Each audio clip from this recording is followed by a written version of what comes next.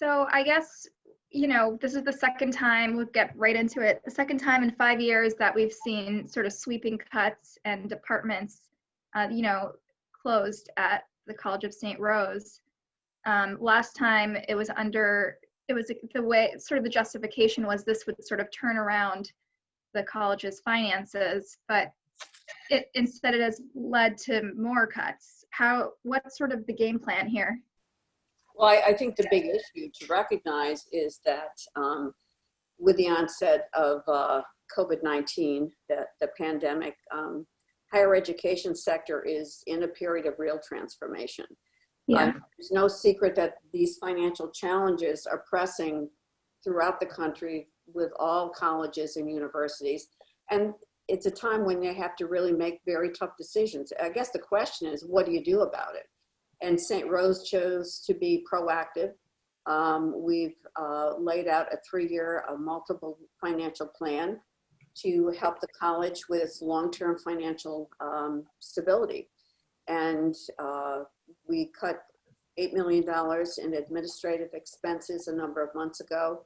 And now we feel the next step is to reduce academic expenses. And that's what we feel that we have to do.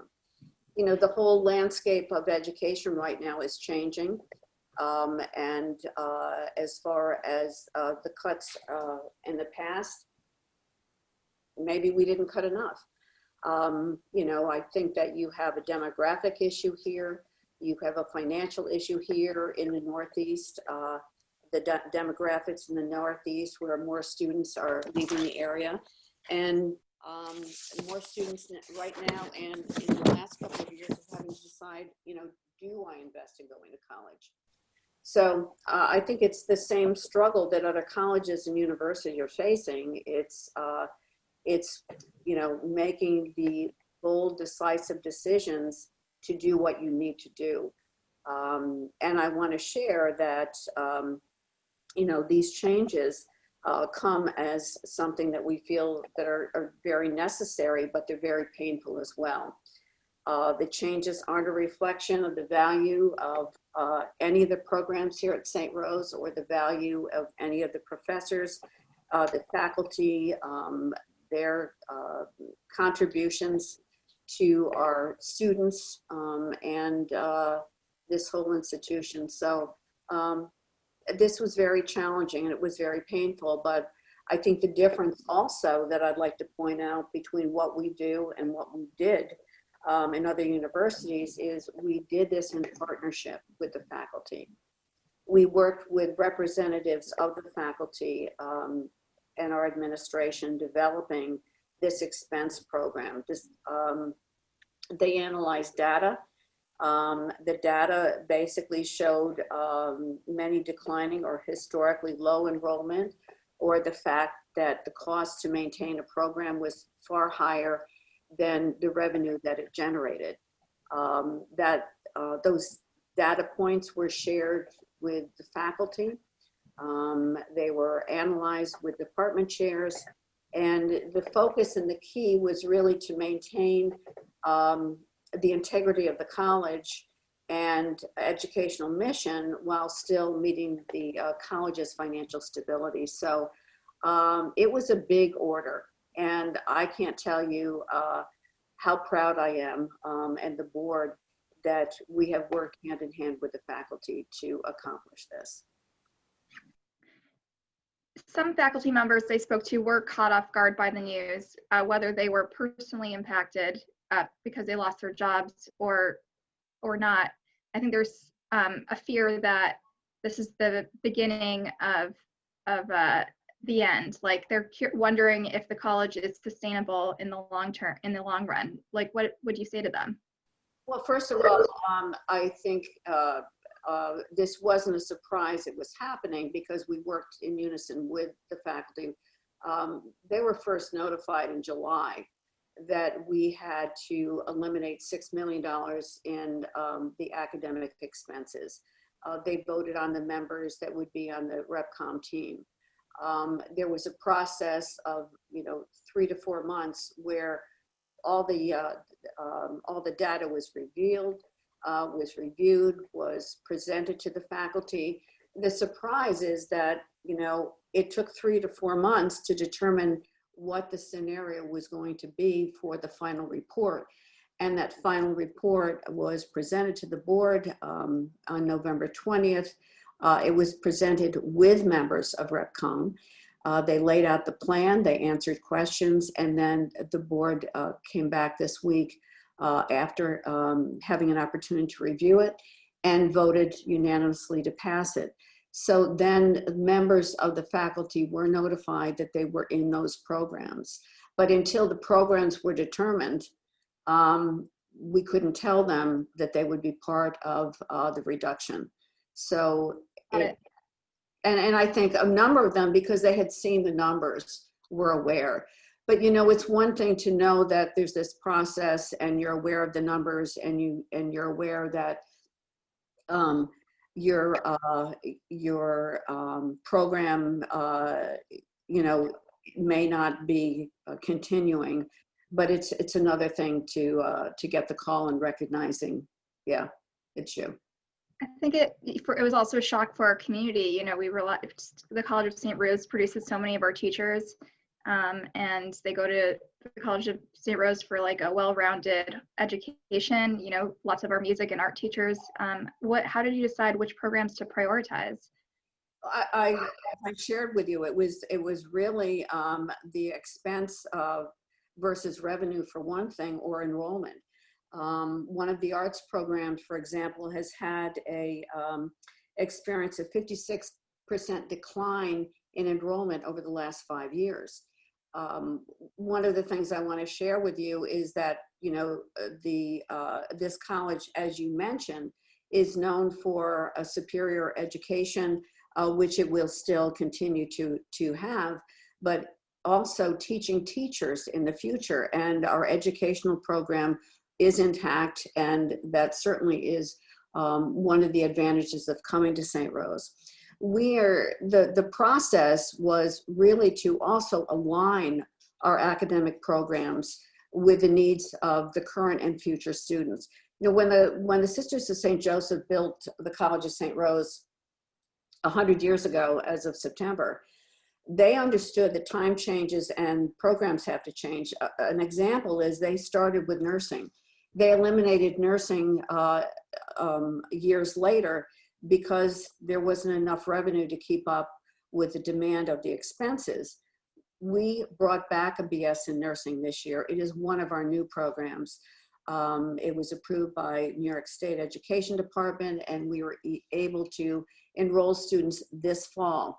We have a huge demand for enrollment there. We have a sales management program that is not only exceptional, it's only one of the many offerings from our business school that is only available at St. Rose. We have cybersecurity, we have a master's in social work, we have a flexible MBA program, and we have the 2 and 4 program that allows people to graduate with both their master's and their bachelor's in less time and save a lot of money. So every college should be reevaluating itself on a regular basis, determining what are the programs that are needed for our students. And you know, if that happens, I think then you're not necessarily in a mode to have to be more proactive by doing cuts, but you're seeing what the future needs and you'll realign yourself. And that's really what we're doing. So last week I checked in with you guys. I think there was an operating gap of 10 million, correct? Has that grown? Has it shrunk? I know the pandemic probably hasn't helped any. Yes, we've got a deficit of about 11.4 million. Okay. You know, that's one of the reasons we're doing this. It's very important. You know, the pandemic has created issues across the board. I will tell you that we've had incredible students that did what they needed to do.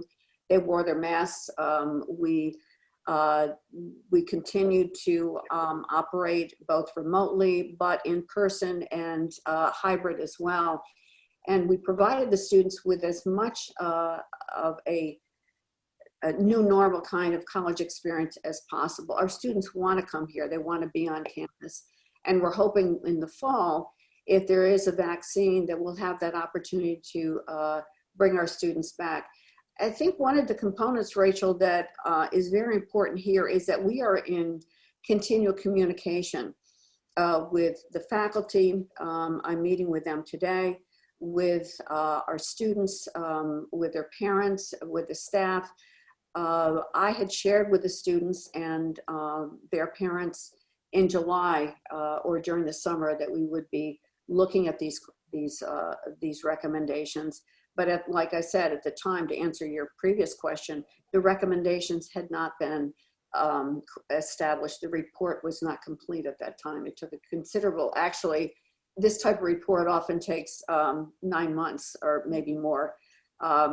Nobody has time in this environment. You have to get done what you need to get done, and done the right way and correctly.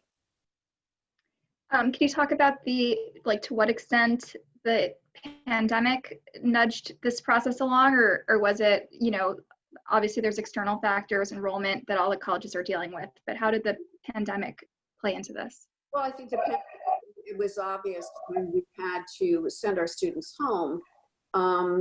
We lost about $3.4 million. The first step was we lost about $3.4 million.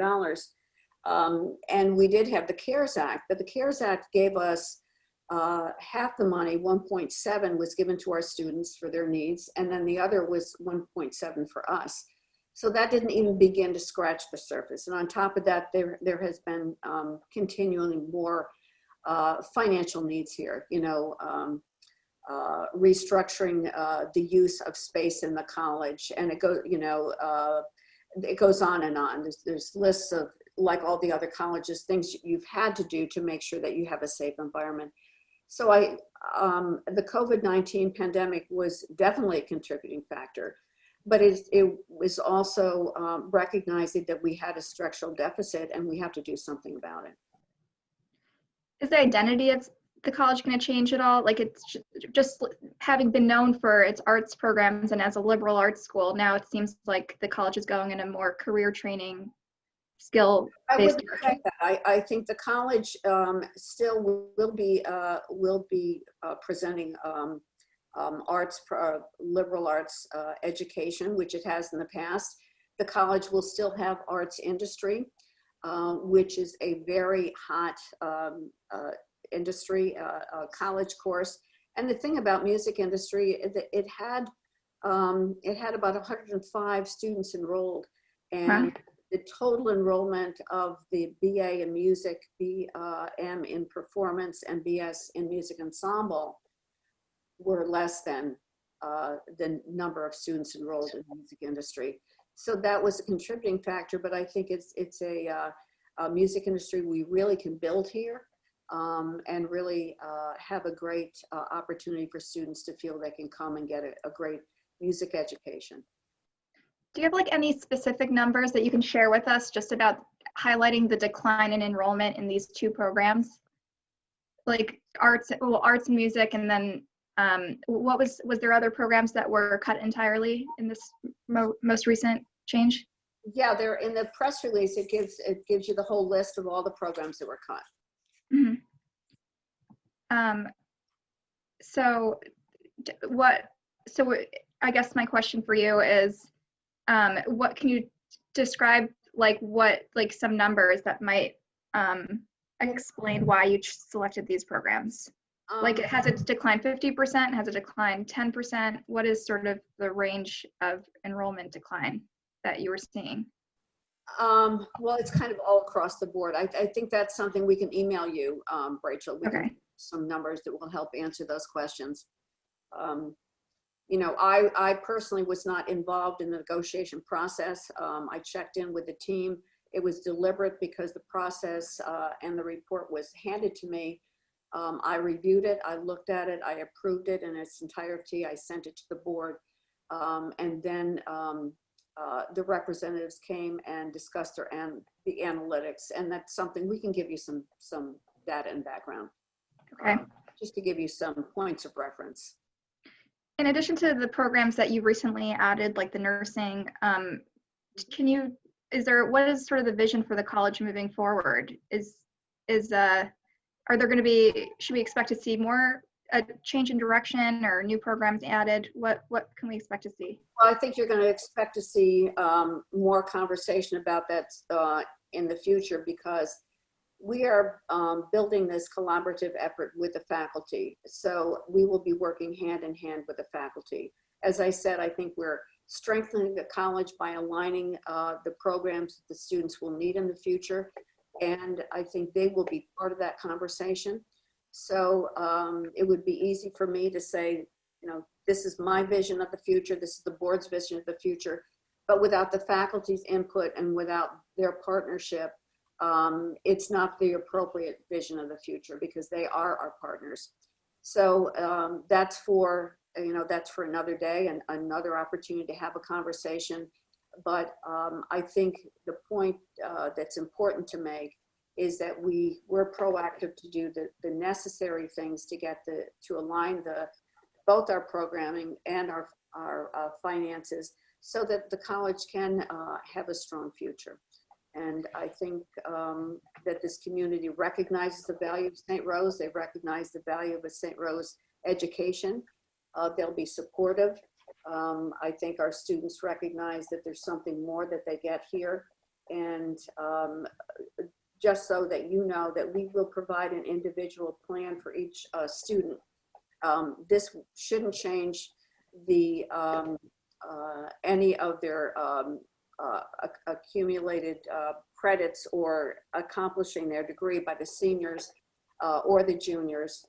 We won't enroll anyone in any of the programs that have been eliminated, and all the students will have an individualized program. So we'll do teach outs, and we'll make sure that they all have the opportunity to complete their degrees while they're still here. Are you looking to become president on a more permanent basis, or is there a search underway now for a permanent president of the college? That's up to the board. Right now, I'm focused on getting this job done right now. This isn't about me, this is about what college needs. Okay. So, you know, my future is sitting in this chair right now through the tough times. I've done it before. Got it. And, it's not an easy job. Well, you know, I think this is an important point too. Mm-hmm. You know, I left the Senate, the job that I loved, to become the president of the Saratoga Performing Arts Center. I left it because they were eliminating the summer residency of the New York City Ballet. And I personally felt that this was something that couldn't happen. I have a passion for the arts. I turned the Performing Arts Center around. The last thing that I would ever want to see is arts or music eliminated from St. Rose. But this isn't about me. This is about doing the right thing for this college, for this community. But clearly, not only do I have the passion for these programs, our whole board and this community has the passions for the programs that we have now, and certainly for the programs that will be eliminated. But again, that absolutely does not take away from the value of what they are. It's just during these times, if you're a smart college, you're looking at everything. You're looking at alignment. There was a big article in the Wall Street Journal over the weekend. Last Monday, UVM eliminated many of their courses. It's happened in our capital region, colleges as well. If you don't have a model for the future for a college, your college isn't going to have a future. What is it that you think the college is known for now that those programs are cut? What do you think it will be known for? First of all, the college needs to be known for what our history and heritage is, an exceptional education, the caring and concern for the dear neighbor, and there is just a compassion for each other at St. Rose, and the ability to really support and have actually have one of the best faculties, you know, to compare with any college in this area or maybe throughout the country, that really their mission, their passion is to not only educate, but inform and mentor these students in a very, very difficult time. if there's ever a time when students needed the type of support and education and history and heritage that St. Rose has, it's now. They're looking at a very grim future. They're looking at situations where they're no longer able to travel or do anything other than be at home. And we're hoping that they'll have the ability to come back on campus and have an education. And they will. I mean, our campus will be open in the spring. And in January, when they come back on the 19th, we're hoping that our students recognize that this is the time for them to really have the opportunity to build for their future. We need to give them hope, we need to give them a plan, and we need to give them strength to get through these times so they can be productive and contributing individuals in their community and throughout the country. It must have been a really painful, difficult process, and I really, I can't imagine having to make those decisions. But is there any concern, like, have you done any sort of analysis on what happened the last time programs were cut? Like, how will it impact? Isn't there a fear that this will sort of be snowball and enrollment, which is a main driver in the financial stress of small to medium-sized colleges? Like, isn't this going to worsen enrollment, like draw fewer students? I think there are two very distinct differences. When we did the cuts last time, there wasn't a question it was needed. There was not a question that it was needed. I think it was a proactive plan, but I think the difference is this time we're doing it with the faculty. They are accepting, they have so far accepted the report, understanding these cuts need to happen. I mean, in 4 months, they've been with us. They haven't been out there protesting. They haven't voiced a lot of concern, only the fact that they knew it was a process that was happening. I think it's more recognized in reality of the times. Mm-hmm. Times, you have a pandemic is forcing all of us to take a look at that. I'm not blaming the pandemic 100% on these cuts, on the need to cut. We certainly have a structural deficit, but we certainly may have been in a much different position if COVID hadn't hit us at exactly this time. So timing is everything in life. And the difference is, I think also the communication and letting people, this administration is really based on truth and transparency and communication, laying it out there. When I first talked to faculty and when I first talked to RepCom, we presented our budget. We let them see that this is where we are. This is what we have to do. This is why we're doing it. So when you're forthright and you're explaining why a process has to happen, they're more likely to be a partner with you than not being brought into the process. So they've been brought into the process and are part of the process.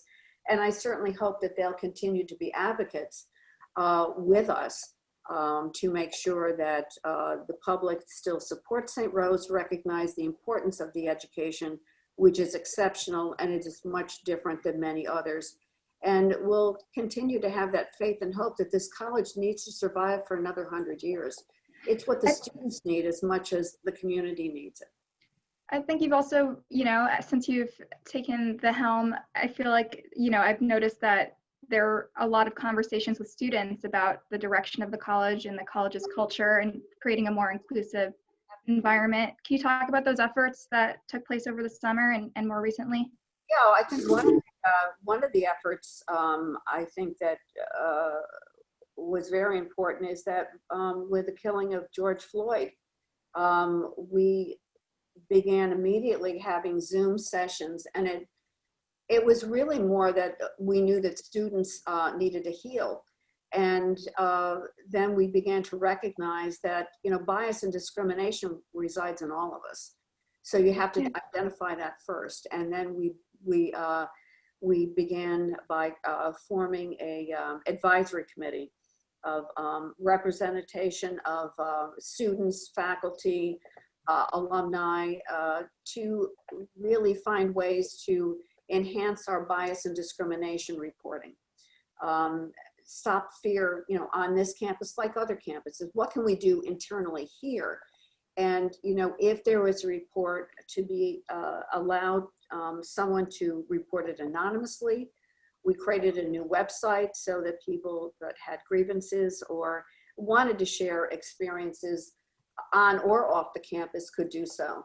So, you know, we really, we have been very focused on making sure that this college runs and understands that communication is important. The students' overall needs are important. I have, we have now bi-weekly conversations with the community so that we can share those thoughts. We can do team building, we can do training, and really meet the needs of the community. But the difference probably would be, as you stated, communication. I mean, that's my background. And you want people to, the way to really dispel fear is to give them information.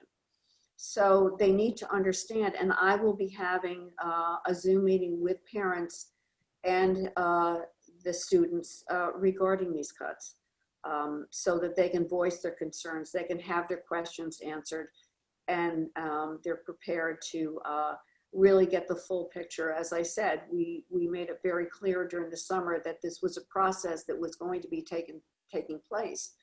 And the process now has concluded with a report, and then the next step is important. And then the next step that we'll be working with, as you raised, will be building the additional, what are the other courses that are going to be needed for St. Rose to continue this alignment into the future. And we'll be doing that in unison too. Of course, you're not the only college in the region that's sort of struggling with these, you know, financially. Is there? But we've heard of like some cases where smaller colleges merged with each other in order to consolidate some costs. Is that something that was ever on the table? I think that there was an awareness that that is one of the ways the colleges can solve their problems.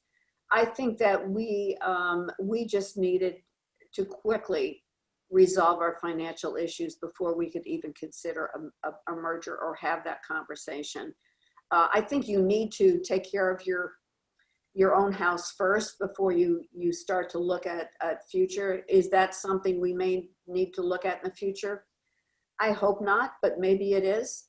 I mean, you have to be very, you have to, as we've done, you have to be proactive and you have to be very strategic in your thinking. And the first important step for us is to really align ourselves with a strong financial plan that presents a stable future for our students and our college. And I think with the plan that we have in place, I think we will get there. Does this sort of eliminate that operating deficit, having fewer departments to maintain, or is that still like, is there still a hole that needs to be addressed? Well, we think that by 2023, these cuts will take 2 years for the savings. For example, the tenured and tenured faculty, they, and we followed the faculty handbook. The faculty handbook basically designates that they have to be notified within a year. So that's why the faculty have been notified that they will be terminated. However, they'll be teaching for the whole year. Okay. That won't happen until, as I said earlier, 2021. And then we'll see the additional savings the next year. So it's $6 million over 2 years. But right. our strategic plan shows that by 2023, we should be in a much stronger financial picture with a positive cash revenue flow. Okay.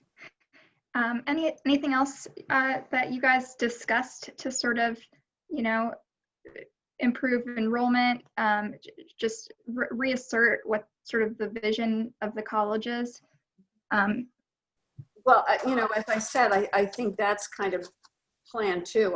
Well, we have it in our plan, but that's what we want to discuss today and what we're dealing with today, I feel, is being very respectful for the faculty members that, you know, are part of this $6 million process. And the fact that we are eliminating programs that are very near and dear to our heart, and recognizing that this is painful both on our part and their part.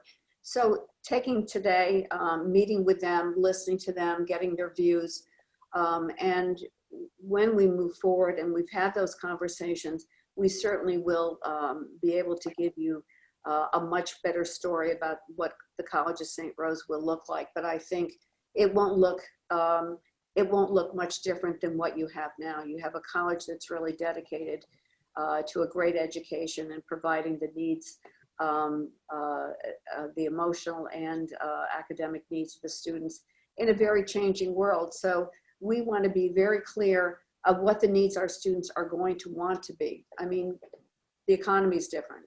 Everything is different now. So what are the needs of society going to be? What are our students going to be looking at? So it needs to be a thorough examination.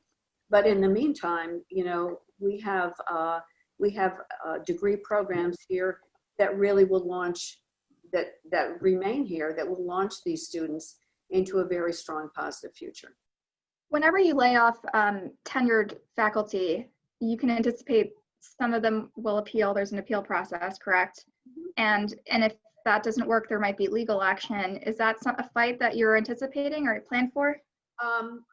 We recognize it's something that might happen. I believe there probably will be a number of appeals. I'm hopeful that those appeals will be resolved. But in addition, we offered a distinguished professor program, so that it's a retirement incentive. So some of those professors who may have had been notified or would have been notified that their programs were going to be eliminated will have that option, and we have a number of them that have asked for that option. It will at the end, it's a great opportunity for them to take a retirement package, and I think it's a very respectful way to help some of the faculty that qualify. They have to have served the community, the college community, 20 years or more. So, you know, that's an incentive as well. Okay, thank you so much for taking the time to talk to me. You're welcome. I hope to talk to you again soon.